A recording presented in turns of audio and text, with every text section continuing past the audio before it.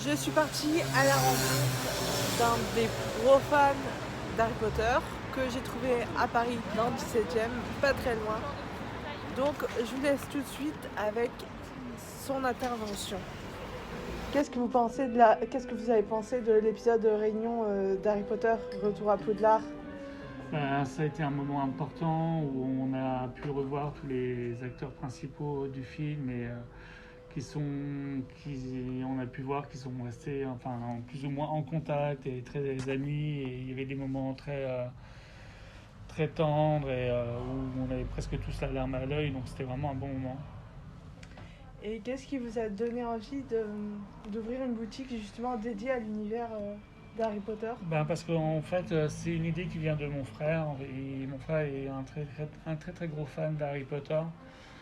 Beaucoup plus que moi, et donc il avait envie de créer une boutique. Il a créé la sienne à Marseille il y a un an, et donc du coup on a eu envie de créer celle de Paris peu de temps après. Et depuis, Harry Potter, selon vous, ça représente combien en chiffres?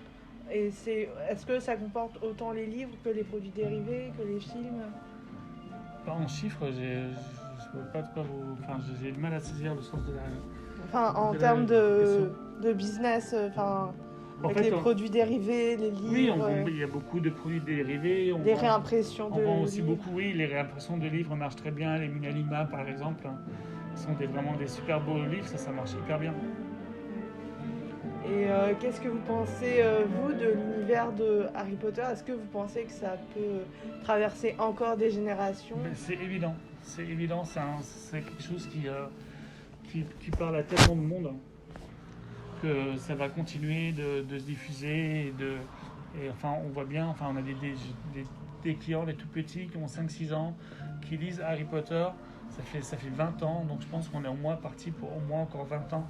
Parce qu'on aime à faire découvrir à ses enfants ce que soi-même on a pu aimer. Merci beaucoup. De rien.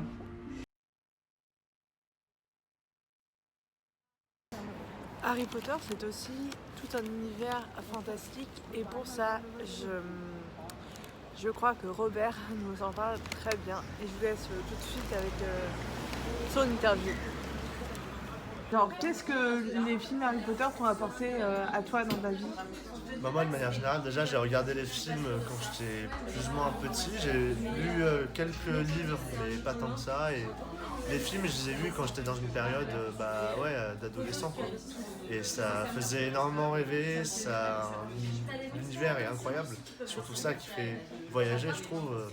Tu t'imagines à leur place, tu t'imagines faire les mêmes choses qu'eux, avoir que sorte l'école où tu as plusieurs maisons différentes et tu dois appartenir à l'une d'elles, avoir des amis dans l'une d'elles et évoluer en quelque sorte avec eux, tu as envie d'être leurs amis. Moi, c'est comme ça que je trouvais la chose qui était vachement bien amenée, c'est que j'avais envie de faire les aventures avec eux, quoi. J'ai envie de vivre les mêmes aventures qu'eux et faire exactement la même chose qu'eux et les faire avec eux. Et donc c'est ça qui était assez sympa, l'univers aussi qui est quand même très attachant. Tu as beaucoup de personnages qui sont certes moins développés que les trois, Hermione, Harry Potter, etc. Mais je veux dire, il y a quand même une sorte de notion un peu de famille où tu as les professeurs qui sont très à l'écoute des élèves, même s'il y a quand même quelques trucs un peu. Voilà. Mais ça te montre un système scolaire assez aussi différent. C'est pas du tout le même système scolaire. C'est pas vous êtes évalué sur quelque chose où tu dois écrire une composition et le rendre au prof et il le note. C'est beaucoup de pratique, je trouvais. Et ça aussi, ça me faisait penser à mes cours, moi, quand j'étais au collège, me dire, je m'ennuie un peu en cours, c'était tout le temps un peu la même chose, toujours les mêmes contrôles où tu devais écrire 1, 2, 3 pages et tu n'avais pas tant que ça de TP ou de choses pratiques. Et c'est quelque chose qui m'avait fait penser un peu à ça à l'époque.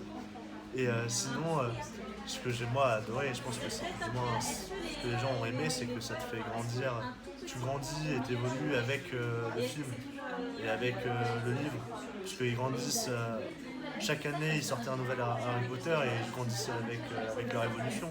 Et donc tu le voyais évoluer un peu avec eux, que ce soit toi au niveau de ta maturité ou voir la façon dont tu interprètes le film aussi, quoi.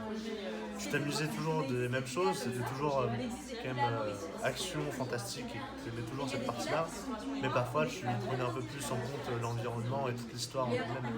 Et ça, c'était assez intéressant bah, de surtout le final avec Voldemort qui est un peu, ça m'avait un peu, moi, le dernier film, attristé, puisque c'est un peu la fin d'un comment dire, enfin, il y a tout un monde qui a été créé par l'autrice, et quand tu as le dernier film ou quand tu lis les dernières phrases ou les derniers mots de ce livre-là, tu sais que ça sera fermé, quoi. Il n'y aura plus rien qui va se passer dans ce monde-là imaginaire, que ce sera la fin. Et comme on s'est beaucoup attaché, que je m'étais beaucoup attaché à ce truc-là, ça fait un peu une sensation de ah, j'aimerais beaucoup qu'il y ait une suite, j'aimerais beaucoup qu'il y ait autre chose.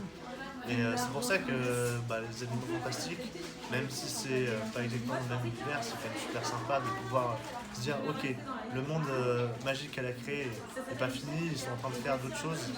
Mais souvent, parfois, ça peut être mal fait et mal amené. Mais je crois qu'il y a eu de très bons retours, en tout cas, sur les deux films, et que ça a été très bien fait. Écoute, merci beaucoup. Derrière, je t'en prie. Et voilà, si j'ai un conseil à vous donner, c'est de voir cet épisode spécial Réunion Harry Potter disponible sur Salto, de continuer à regarder Harry Potter et les animaux fantastiques, bien sûr, parce qu'il est important de continuer à croire en la magie. Et puis en vrai, je pense que c'est aussi une saga qui représente beaucoup de choses pour plein de gens, notamment parce qu'elle traite de plein de thématiques différentes et plein de sujets qui touchent tous les âges, autant les petits que les grands, peu importe et de toutes les générations confondues. Donc honnêtement, regardez Harry Potter, regardez les animaux fantastiques parce que ça aussi c'est une saga qui vaut le coup. Elle est assez bien faite. Donc voilà, et sur ce, moi je vous dis à très bientôt pour une prochaine vidéo. Ciao!